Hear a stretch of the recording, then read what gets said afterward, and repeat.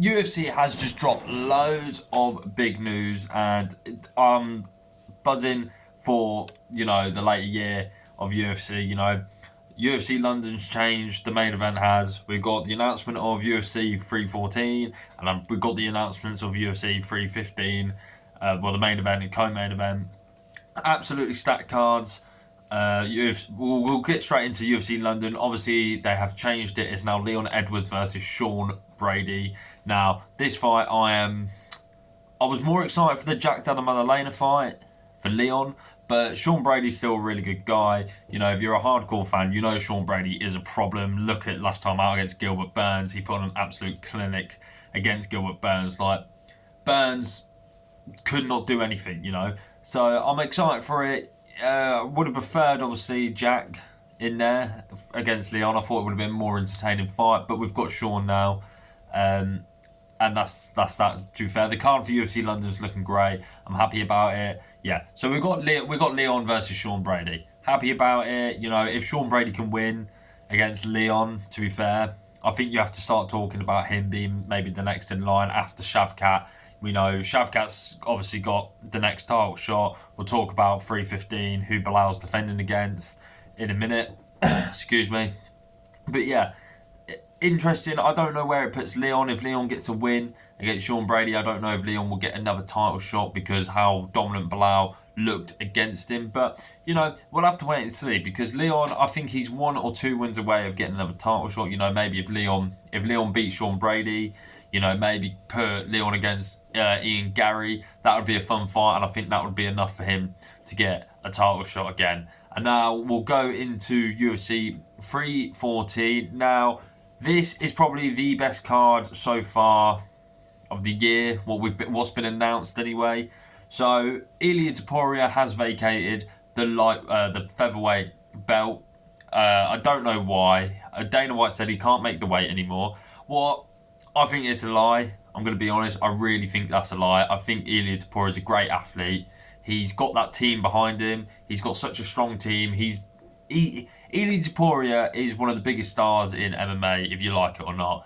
I'm slowly becoming an Ilia Topuria fan, but I still can't forgive him what he did to Maxim Volk. He's a knobhead for that. But apart from that, yeah, I don't think it was weight issues. I think he's really chasing the become two-time champ, and I think he's obviously gunning for that Islam fight. I mean, fair play to him. If he wants to vacate the belt, he said he thinks he's already done everything at featherweight he can. I mean, yes, you have knocked out probably one of the GOATs at featherweight in Volk. Then you've beat another one of the best ever to do it at featherweight, Max Holloway. You've knocked 2 people out in a row. That's quite an achievement. His resume at featherweight, to be fair, I think people give him shit for in the fact of, you've only beaten Max and Volk. Those 2 wins alone is enough to be like, all right, you've cleared your division. He hasn't fully cleared it. There was Evloev there, Diego Lopez, and yeah, he hasn't. But he fought Bryce Mitchell. He's got a win against Bryce. He's got a win against Josh Emmett, Max Holloway and Volkanovski. They're 4 good names in the featherweight division who Ilia's beat. So fair play to him. If he wants to move up, he can move up. He, at the minute, I'll be honest, after knocking out Max Holloway, the only person to ever knock out Max Holloway, he can do what he wants. Now, obviously, the matchup for that, for the vacant featherweight belt, is Alexander Volkanovski v Diego Lopez. There we go, we got it right. Now, I'm super buzzing for this fight. I didn't think we'll see Volk as a champ again, and now we've got a chance. Maybe he can become a champ again. And I'm on 50-50 with it, I think Volk technically is a better fighter than Diego Lopez. I really do. I mean, look at Volk's resume. He's beaten the top of the guys at his time when he was champ. I keep saying Ilia Topuria. Oh my God. Diego Lopez. There we go. Diego Lopez, obviously, he's had some good fights. He's beat Brian Ortega, Sadiq Usyk, Danny Gay. Had a really close fight with Mozart Evloev. Was really hard to do, to be fair. I think only Aljamain and him have had competitive fights. So, obviously Lopez getting the title shot after beating Ortega at UFC Noche. It's an interesting matchup, because Volks, obviously, he's lost his last two. He got knocked out by Islam, and then he got knocked out by Topuria, what was even more brutal than the Islam one. Volk's not in his prime anymore. I think that's clear, but I don't want to doubt Volk out. You never doubt someone who's gone through that absolute tear through a division. Like, he did wipe out his division. He really did. And, people are saying, oh, he's done, he's washed. He might be, but against Lopez, I would like to say Volk is the better fighter. I think he is, but the only reason I'm so torn on this, he's been knocked out twice in a row now. Brutally. He got knocked out, he got head kicked by Islam, and it was nasty. It was more of a TKO. He's wobbled and Islam's jumped on him. While the Ilia Topuria loss, he got sparked out. Just straight away, KO, that was it. Fell flat on the floor. And he's going in there with Diego Lopez, who we all know Diego Lopez hits very hard. The first 2 rounds, he's going for it. He will throw all his toys out the pram and he's coming full forward for your head. I mean, he dropped Brian Ortega. Not many people drop Brian Ortega, Brian Ortega's a tough guy. He dropped him. He's obviously... Sadiq Usif was quite decent at the time, and Lopez absolutely sparked him. Lopez is a problem with power, and he's a problem in the first round. If Volk can get out those maybe the first 2 rounds going into the third, I think Volk could win. But super interesting matchup there. And then we're going into the co-main event. And this one I was not expecting at all for the lightweight division. I was not expecting it. I think it's a fun matchup. I think it's the right move for the division. We've got Michael Chandler versus Paddy Pimblett. Now, I mean, we didn't see that. There was rumours that it was supposed to be Chandler v Arman. There was rumours about it. It didn't happen. But I'm happy this is the matchup. We have kind of seen all these top tier lightweights. For example, Dustin Poirier fought Benoit Saint Denis. Justin Gaethje fought Rafael Fiziev. When Dariush was at the top, he fought Gamrot. We're seeing all these top lightweights face the younger peak generation, and now it's Michael Chandler's go, and he's taking on Paddy Pimblett. Love, hate Paddy Pimblett. He's decent. He is pretty good. He is ranked. He beat Bobby Green, and to be fair, I didn't think he was going to beat Bobby Green. And he's gone in there and starched him with a submission. So Paddy Pimblett, he can definitely get the job done against Chandler if it's by submission. But as much as I love Paddy Pimblett, he's English, represent the Brits, I think Michael Chandler is going to just steamroll him. As much as I hate to say it, I think Michael Chandler, he's got the years of experience. And, Michael Chandler, he has got a lot of losses in the UFC, but look who he's lost to. He's lost to Justin Gaethje, former interim champ. Dustin Poirier, former interim champ. He's lost to Charles Oliveira twice, former champ. He's only lost to people who have held some of a belt. I know interim, real belt, people don't class interim belts, but they've still won a belt. He's got wins against Dan Hooker. Look at Dan Hooker at the minute. Dan Hooker, that wins aging like fine wine. Tony Ferguson, as much as Ferguson was on a bit of a derail, Tony Ferguson looked great in that fight, and Michael Chandler obviously knocked him out with a spectacular front kick and that. So my predictions for that one is I think Chandler will get a KO. He'll get a finish. I don't know what round, but I think Michael Chandler will win that one. Now, this is another interesting one in the featherweight division. Now, we've got Yair Rodriguez fighting the debuting Patricio Pitbull. Now, if you don't know who Patricio Pitbull is, he was the Bellator... He's one of the Bellator GOATs, let's say. He's an absolute stud. He was the double champ at featherweight and lightweight. He beat Michael Chandler. And I'm excited to see him in the UFC, but it's kind of the same thing with MVP. You've done all your best work outside of the UFC. I think he's 37. I'm not saying he's done, but, it would have been better to see him maybe 5-6 years ago when he was in his prime. But I'm not ruling it out. I think it's a really good fight for Pitbull for his debut. I love the fact that he's getting straight in there with the top 5. He's got power. Obviously, Brazilian. He's got good jiu-jitsu. He's actually a very good wrestler as well. But he's a very good striker with a lot of power. I was explaining this to one of my mates, Curtis, who obviously is on the podcast, that there's different types of power. You know, you've got like Alex Pereira power, where it's just a touch of death, like Ilya as well. You've got, and then I said you've got like Justin Gaethje, Michael Chandler power, where they've got power, but they're big looping shots, the big slug shots, and that's what Pitbull's like. And I think Pitbull, he can put people's lights out. So we've seen it. Obviously, Michael Chandler, other people. It's a good fight. I think Pitbull can win this one. I think he will. I think Yair Rodriguez is good, but I don't think Yair Rodriguez will ever be champion. He was the interim champ, fair play to him, but he beat Josh Emmett. Josh Emmett's okay. Not trying to shit on anyone, but compared to Pitbull to Josh Emmett, I think Pitbull would smash him. So that's my prediction. I'm going to go with Pitbull. I think a decision, to be fair. I think it'll be a boring fight. To be fair, I think Yair Rodriguez is such a tricky fighter to fight. You know, his style, it's spinning kicks, elbows, everything out of the kitchen sink. He throws, yeah. But who knows? Yair could come out and shock the world with this one. Obviously, they're giving Yair Rodriguez the newcomer, and he might have something to prove in the fact of, look, I'm here to stay. I am the UFC guy. I'm not going to lose to this new guy. So I'm looking forward to it, but I do think Pitbull will win. Now we're going on to the other fight on this card. This one, actually, I'm probably most excited for. We've got Geoff Neal versus Carlos Pratas. Now, obviously, Carlos Pratas, he's been so much fun to watch in the UFC since his debut. Knocking out the Leech. I mean, I was shocked about that because obviously Li Jingliang's never been knocked out, and Carlos Pratas does it, I think, in round one? It was rather round one or round two. But then he goes in there with Neil Magny. Neil Magny's a stud of the welterweight division. He's always been in that top 15 for God knows how long. And Carlos Pratas goes in there and knocks him out. And Geoff Neal's very good. I think he's underrated, if anything. I think Geoff Neal really should get more respect. He's got good wins against Mike Perry.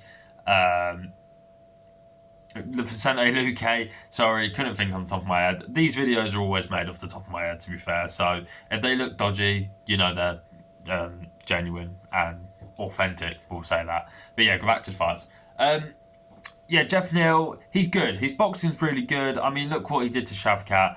He was outstriking Shavkat. He made Shavkat look human, like Ian Gary did. Shavkat's this monster, and Geoff Neal went in there and had a slugfest with him.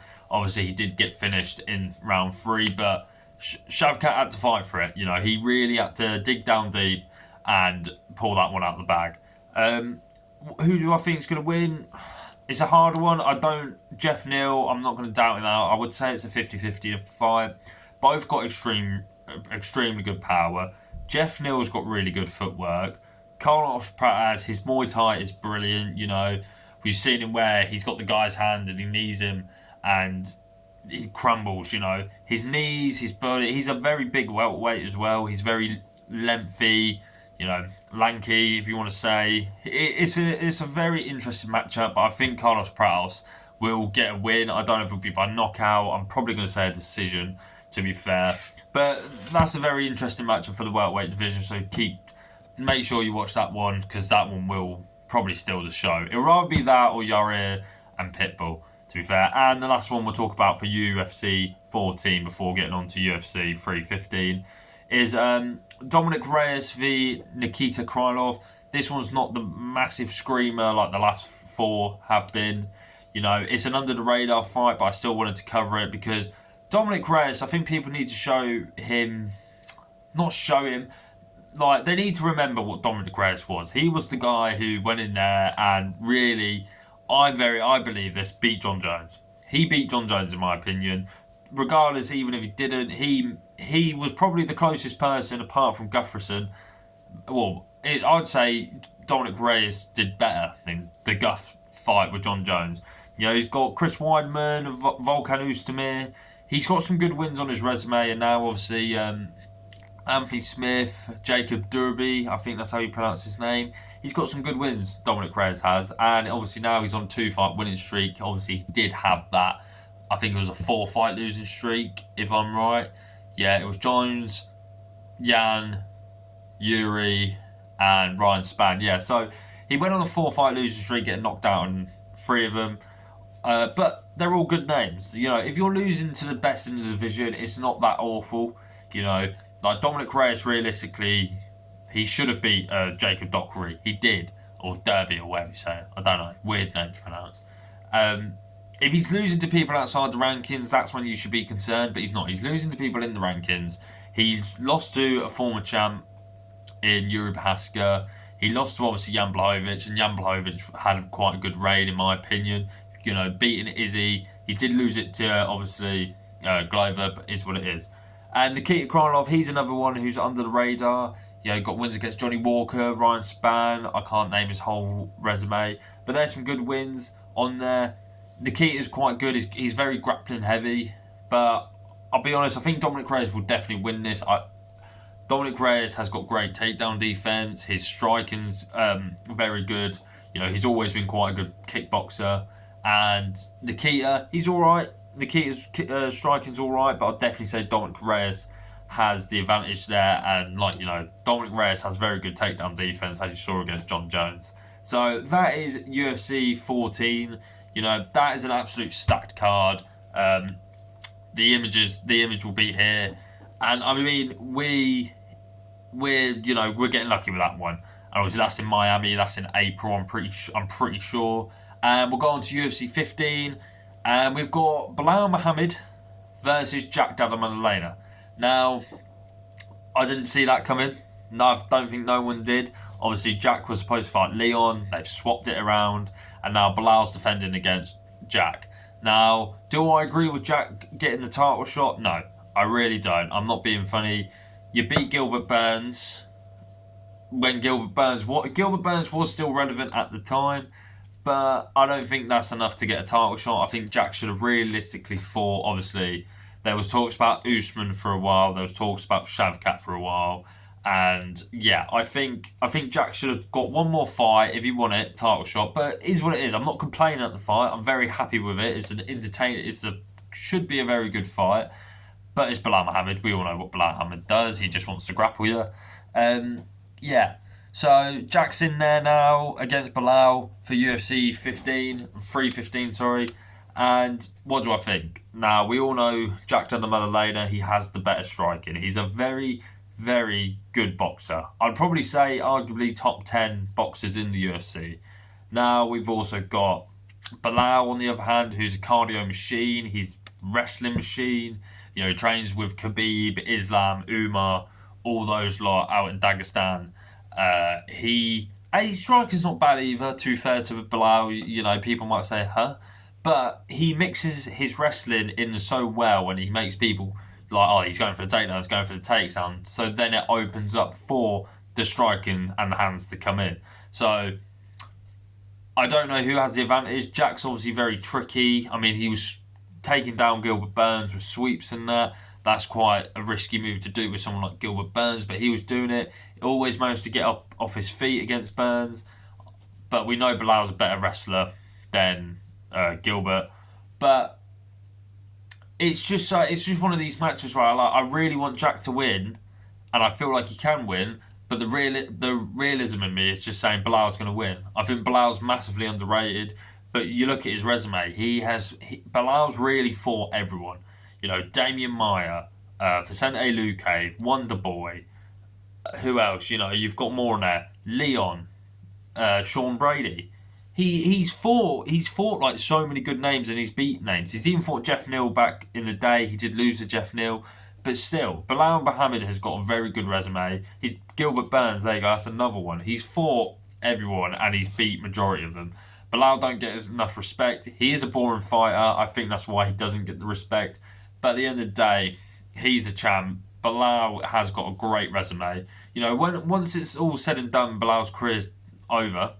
You know, Belal, people will start respecting Belal because they'll be like, oh, actually, his resume is really good. He's got a bit of the older generation there in people like Wonder Boy, Damian Maia, and then he's got a bit of this new era of, you know, Vicente Luque, Gilbert Burns, Sean Brady. Obviously, let's be honest, Sean Brady in the next 5 years can become champ. So even the newer generation. So like, I'd say you've kind of got your older generation.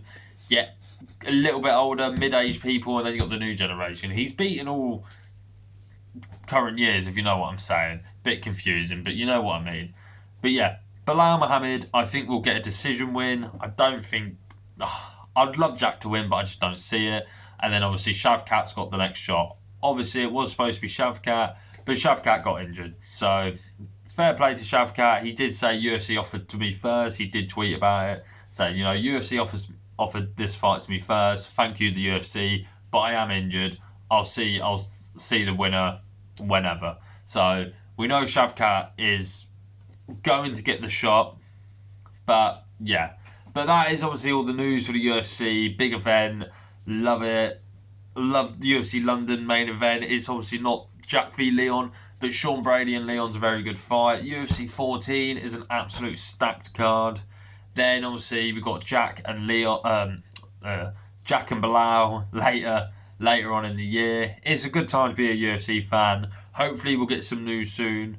Dana White even said that John Jones and Aspinall is close to being done. He did that interview. He said it's close to being done. So we'll get that. I reckon we might even see Islam v Topuria later on in the year, maybe in Abu Dhabi. But it's a good year to be a UFC fan. 2025 is already kicking off as a stacked year, you know, and I just can't wait for more. So obviously, if you like the video, like, comment, subscribe, you know, share with people. Really appreciate it. Kind of hoping to get back into the mix of doing more content. I have been a bit lazy recently, unmotivated. I'm a bit more motivated now. I've got another video what I'll probably upload after this one as well. So, you know, stay tuned for stuff. I'm going to try and be more active on this channel, and in a bit, guys. Appreciate it.